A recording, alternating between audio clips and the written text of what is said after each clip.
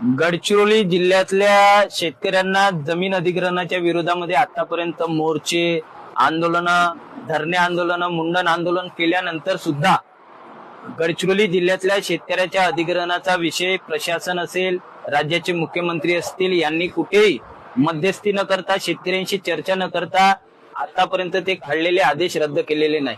आम्ही प्रशासनाला मागील आंदोलनाच्या वेळेस 15 दिवसा अगोदर अल्टिमेटम दिलेला होता की जर या आंदोलनाची दखल घेऊन आमचे जमीन अधिग्रहणाचे जे आदेश आहेत ते रद्द झाले नाही तर आम्ही 4 तारखेला ठिय्या आंदोलन करू।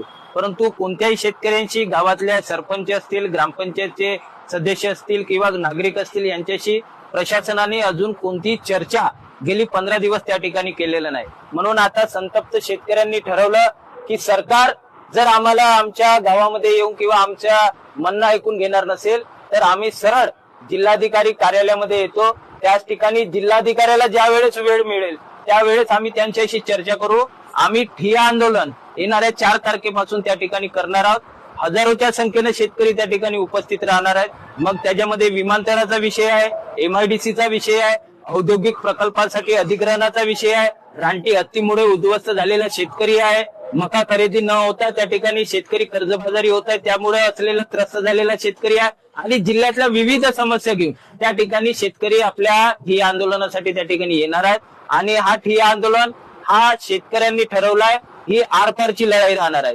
एकतर आम्ही आदेश रद्द करून जाऊ, अन्यथा या ठिकाणाहून घरी जाणार नाही, अशी भूमिका शेतकऱ्यांची आहे। आणि या संपूर्ण भूमिकेसाठी काँग्रेस पक्ष असेल, विविध पक्षाचे नेते मंडळी या ठिय्या आंदोलनामध्ये सहभागी होणार आहेत आणि सगळे मिळून त्या ठिकाणी शेतकऱ्यांना न्याय मिळवून देण्यासाठी आम्ही त्या ठिकाणी लढणार आहोत।